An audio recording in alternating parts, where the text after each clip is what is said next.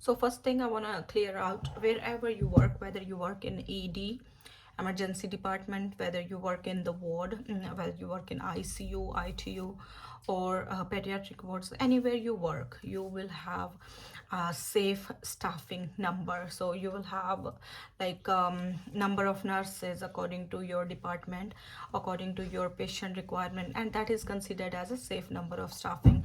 For example, if you are working in a ward and you have like it depends on your patient number as well, and how many nurses should be there according to the requirement of the patients, according to the dependency and dependency of the patients and acuity level. So it all depends according to your area. Yeah, so I was saying, you need to know, as a nurse, you need to know what is the safer or required staff number for your department. If you are working in the ward, you have like 30 patients in the ward, you will be having like maybe 5 or 6 nurses, according to the dependency and according to the acuity of your ward, acuity of your patients. If they are acutely ill, if they are sick in that kind of department, you will have more nurses.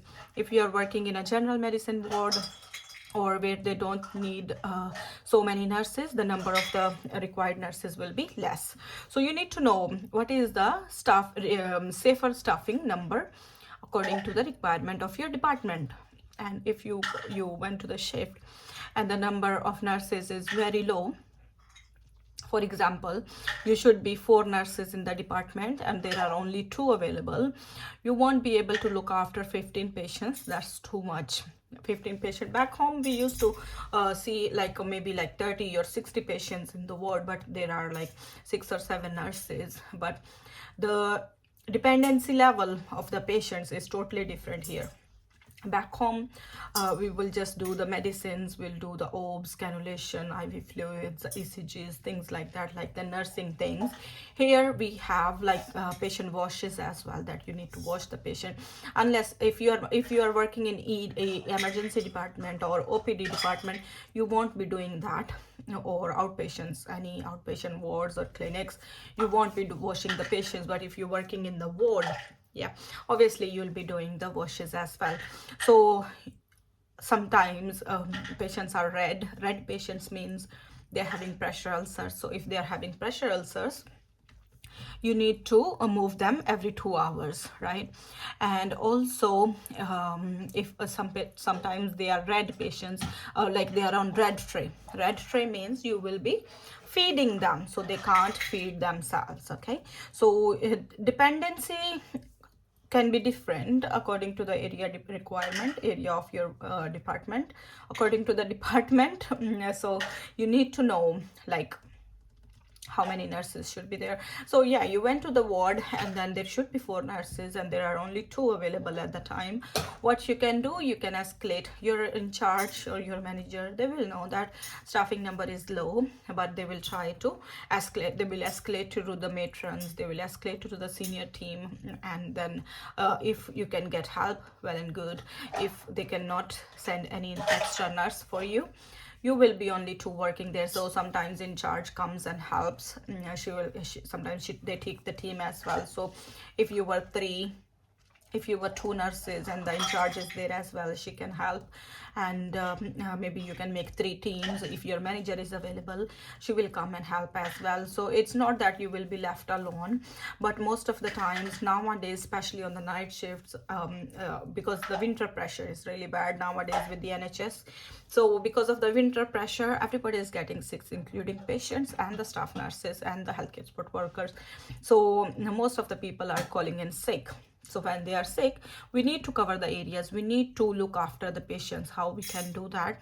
So if you are a nurse in the ward, you have 15 patients. If you cannot get any help, okay, try as much as you can. Okay, you will escalate it to the matron, you will escalate it to your in charge or your manager. If you're on night shift, none of them is available, and then you are the one only there, you can inform the hospital at night. You can also inform the staffing bleep. So for the staffing, whoever is handling the staffing numbers, you can inform them as well.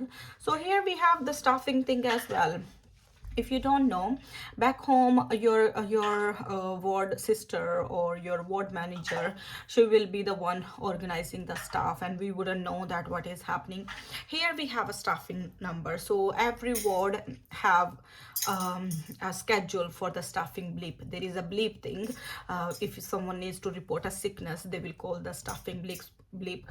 So one person hold that bleep thing. It's like a phone in layman term. So it's like a phone. So if someone is sick, or if I am short of staff, I'll inform the staffing bleep. If any ward is short of staff, or they need more help, or their patients are getting sick, or they are at high risk of falls, or mostly patients are confused, or a risk of absconding, so we will inform the staffing bleep. So staffing bleep is the person who is arranging of all the staff members in all the wards. Okay, so if they say that you have, like in this ward, for example, in ward 1 there should be 4 nurses, in ward 2 there should be 2 nurses only, in ward 3 there should be 5 nurses, so something like that. So sometimes if there is sickness, there is any emergencies, or someone cannot come in, they will inform the staffing bleep, and the staffing bleep try to organize the staffing in between the departments. So as I've told you about team ward 1, ward 2, ward 3. So one ward has 5, one ward has 2, one ward has 3. So they will try to be fair with the patient number and the staff. So sometimes even it's not, even if it's not, it doesn't look right, but they try their best. So they will try to be fair with the patient. They will try to make it fair for the nurses as well, not only with the patient. And also they will assess the patient acuity and dependency, and they allocate the staff as well. So if they cannot arrange staff from the existing wards, they will send it to the bank. Bank is like where people can book extra shifts. People from outside, they don't work in the trust, or sometimes even the trust staff, they are free, or they are on their off, or they are on the annual leave, they'll book the bank shifts. So when we the bank shifts, you cannot just approve it. The manager or the matrons, they need to approve the bank shift. So when the bank shift is approved, then only it is sent to the bank, and people are able to see it and book bank. So yeah, so that's, I'm just giving you overview, because most of the people, maybe you will not know what is staffing, how it works, and what do they do. So most of the times you will get a call from the staffing bleep on each shift. Okay, your numbers for this morning is 4 plus 5, or your numbers for this afternoon is 4 plus 3, like that. So if you are not happy with that staffing number, okay, if your patients are all sick and you're not able to manage with the number that she's giving to you, you can tell them, actually we need more help, we need more staff. If possible, can you please give us 2 more or 1 more, and if possible, they'll give you. So just in case there is no help available, you are 2 nurses only in the ward, and the patients are getting crazy, they are all over the place, you can't manage on your own, you couldn't get help from your supervisor or from your manager, in that case you need to inform the staffing bleep right away. Inform the hospital at night if you're working night shift, because that's usually happen in the night shift. During the day, the managers and everybody in charges are there, so they can support. So yeah, inform the hospital at night, inform the duty matron at night, and then inform the staffing bleep. And then if the bank shift, they can ask people to come in, or they can pull people from the other departments if they cannot pull from the other department, even from the, so they have so all the medicine wards, they have like all the medicine wards, they have a different kind of management, different management. ED, they have different management. ITUs, they have different management. So if they cannot manage in particular department, for example in medicine they can't manage, they may be able to get it from ED or from ITU, you never know. So always escalate. The second thing you can do is, if you have patients who are high falls risk, or who are at the risk of absconding, they are under dolls, so you need help, right? So what you can do is, you need to, I'm sorry. So in that case, you can't get, if you are not able to get any help, what you can do is, for the patient who is causing trouble, or the patient you cannot manage with the help that you have at the moment, or with the staffing number that you have at the moment, you can't manage, write down in the patient notes that there is no cover. I'll give you the example, maybe it'll be a bit easier for you to understand. For example, for a patient who is very high risk of falls, they're trying to get out, they're trying to walk around, or they're trying to leave the ward, they're under dose, and you don't have the staff cover, because usually if the patient is like that, they will give one extra person for that particular person if they are meeting the criteria for one-to-one observation. So if you have someone who is one-to-one and then you don't have the cover, you can write it down in the patient notes that there is no one-to-one cover. Patient is trying to leave the ward, or patient is very unsteady on his feet, trying to get up, and then maybe most of the times they have inpatient falls as well. So in that case, you can write it down in the documents, because your documentation is very important. The second thing you can do is, you have escalated it already, you have written it in the notes. The third thing you can do is always do a DATEX. DATEX is a safety learning event. In safety learning event, they review at the end of the month or at the end of the year. They'll review your DATEXs, and then they'll see what learning we can get from them. So in that thing, it will cover you a little bit. For example, patient falls, or they fall with a injury, or they fall with a harm, and then you will be covered that you didn't have the staffing number. You wrote it down in the notes, you sent a DATEX, you sent a safety learning event.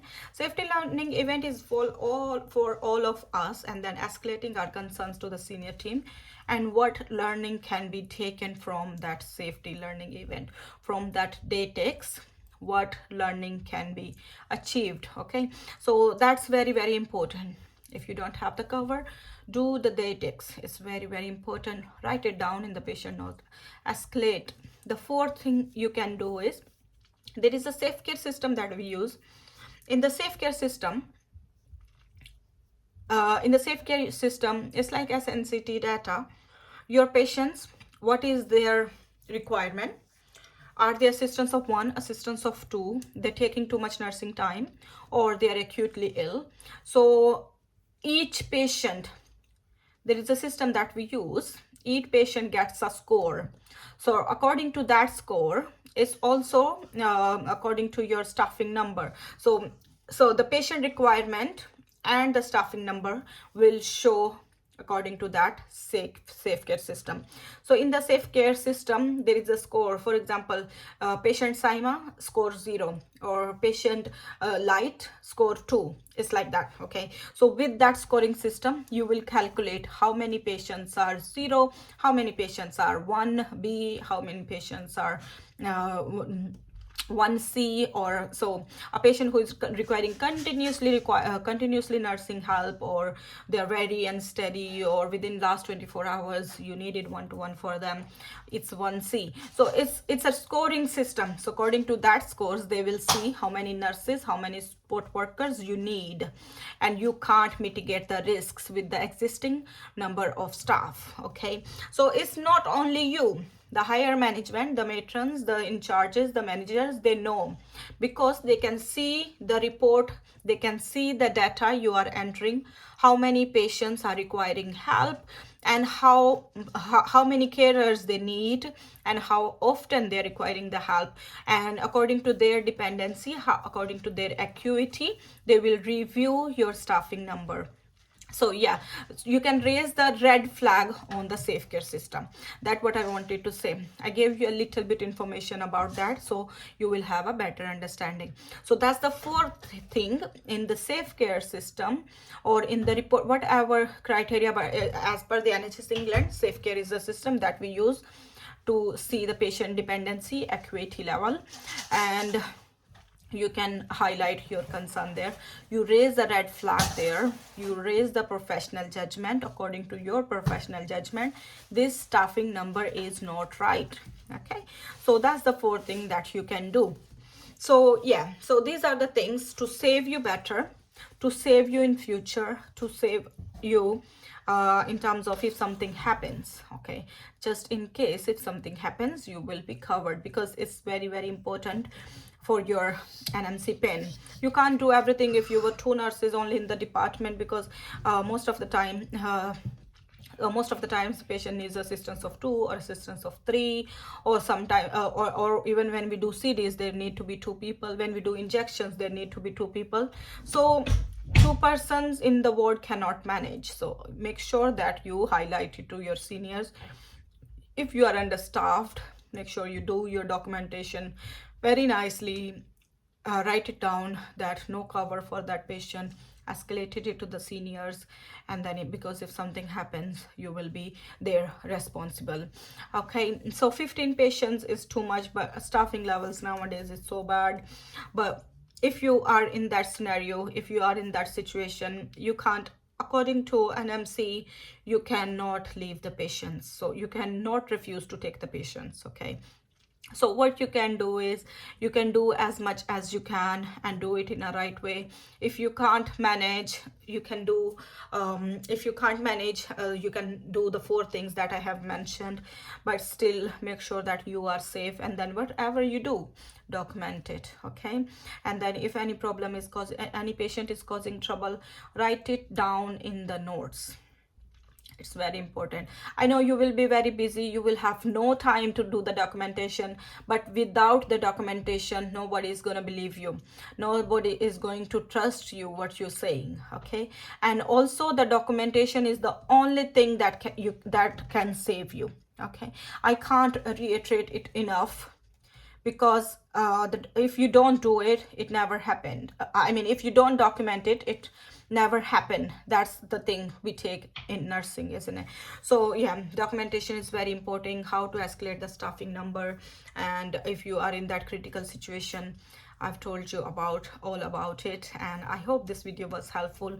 If it was, let me know in the comment section, and what are the topics you will be interested to see, and if I can help in any ways, or if you want me to make any sort of video, let me know in the comment section. If you have any doubts, put it in the comment section. I'll try my best to make a video on that topic.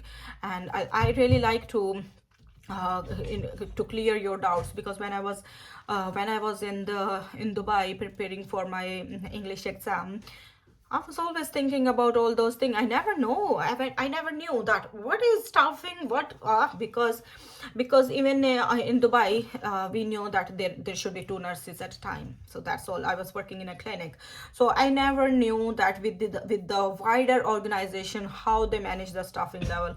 This is really, really good, but sometimes it doesn't help with the numbers, because of the sicknesses, because of the maternity leaves, because of the any emergencies, or people need to go back home for any kind of emergency. So it's sometimes it doesn't help, but most of the time the staffing can get better if you escalate it in a proper way. Okay, so that's all for today's video. I'll see you soon in the next one. Take care. Bye bye.